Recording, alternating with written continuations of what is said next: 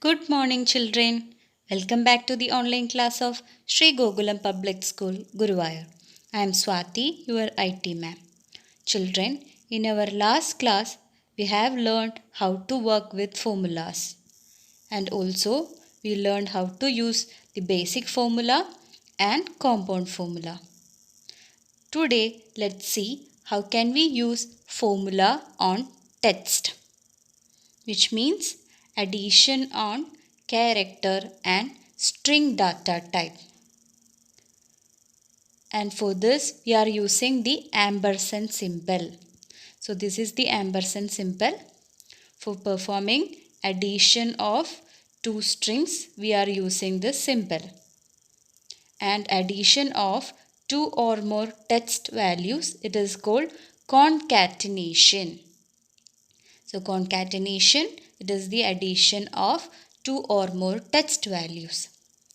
So let's see an example now so that it will be more clear to you. Okay. So here I have already typed Shri in cell A1 and Gokulam in cell B1. So I am going to add these two texts, that is concatenation. So how can we do that? So there is a formula for adding these two texts. So see, in C1 I am going to type the formula. So this is the formula. First we will type equal to, then double quotes, we will enter the text, that is the first text is Shri, and we will put the ampersand symbol, and after that in double quotes we will enter the second text, that is Gokulam. Okay, and after entering this formula we will press the enter key. So children, can you see the result? Yes, in the column, in the cell C1 you can see the result, Shri Gokulam. So we have added these texts in A1 and B1. And if you want to add space in between these texts, what can you do? Yes, leave a space before closing the double inverted commas. Okay, so that the space will be there. So this is how you use formula on text. Okay, children. Yes. Now our next topic is types of cell references. So what do you mean by cell references? Yes, it is the cell address in a formula. We can find the values of data in a worksheet using these references. Okay, and basically there are three types of cell references. The first one is relative reference, second one is absolute reference, and the third one is mixed reference. Children, through different examples, we will know how to use this reference. So the first one is the relative reference.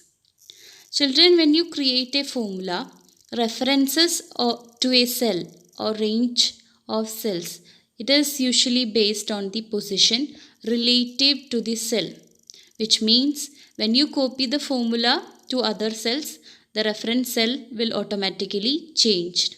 For example, if the formula in A3, it is A1 plus A2, and we are going to copy the same formula to the cell B3. So here what happens?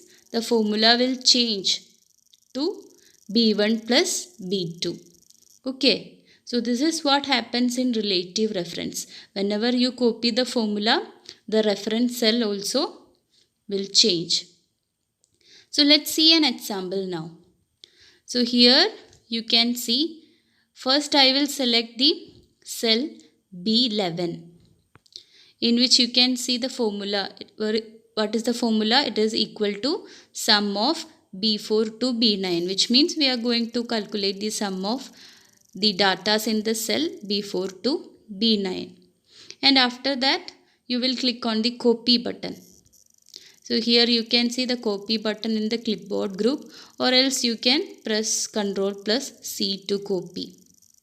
And after that we will select the cell C11 and we will click on the paste button, or we will just click Ctrl plus V.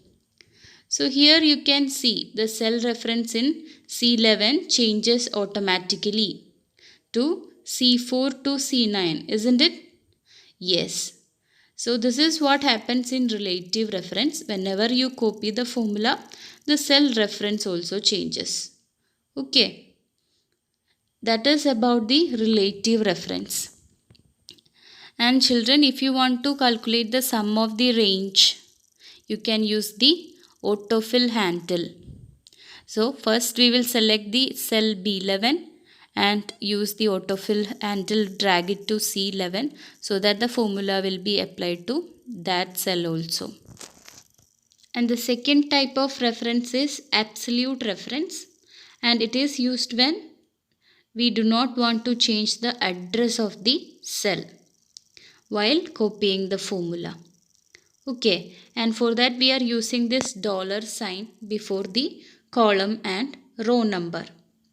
Okay, so here you can see an example. So let's see. So here I am going to calculate the incentive amount at the rate of 10% on monthly sales. Okay, so that 10% will not change. So type 10% in cell D1. And now we will click on the cell D4, in which we will enter the formula. So this is the formula equal to B4. So what is in the B4? It is the sales. So B4 into dollar sign D, then again dollar sign 1. Okay, that is D1 itself. So what is in D1? It is 10%. That we don't have to change. Okay, so that is why we put the dollar sign before that cell address. And after entering the formula, we will press the enter key. So here you can see the cell D4 displays the value 100. Here the cell address B4, it is relative reference, and the second cell address is fully absolute, which means it won't change. Okay, so whenever the data of the cell is copied, the first cell reference will change in the new location, but the second one remains the same. Okay, for that we will use that dollar sign. Now we can copy the formula to the remaining cells by dragging the mouse pointer. Okay, so that is how we use absolute reference, and it is used when we do not want to change the cell address. Okay, and the third one is mixed reference. It is a combination of both relative and absolute reference. Okay, in this type of reference, either row or column has to be remain fixed. Okay, so here you can see, first we will type 50 in cell T2, so that you don't have to change. And after that we will click on the cell E4 where we will enter the formula. So here you can see the formula, it is equal to $C4, which means the column won't change but the rows will change.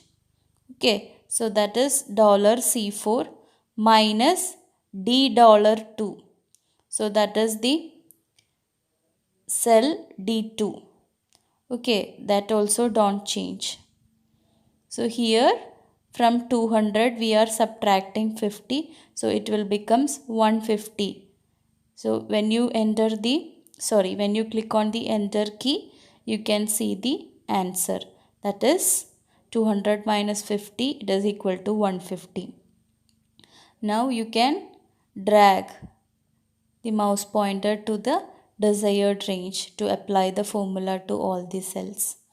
This is how you use mixed reference. Okay, so in relative reference, when you copy the formula, the reference cell will also change.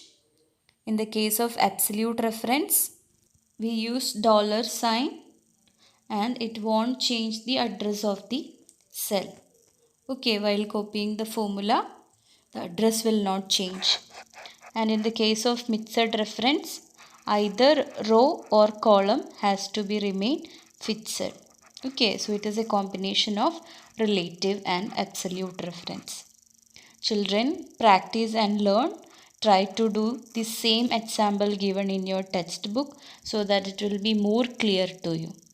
We will see in our next class with some new topics. Till then, take care. Bye.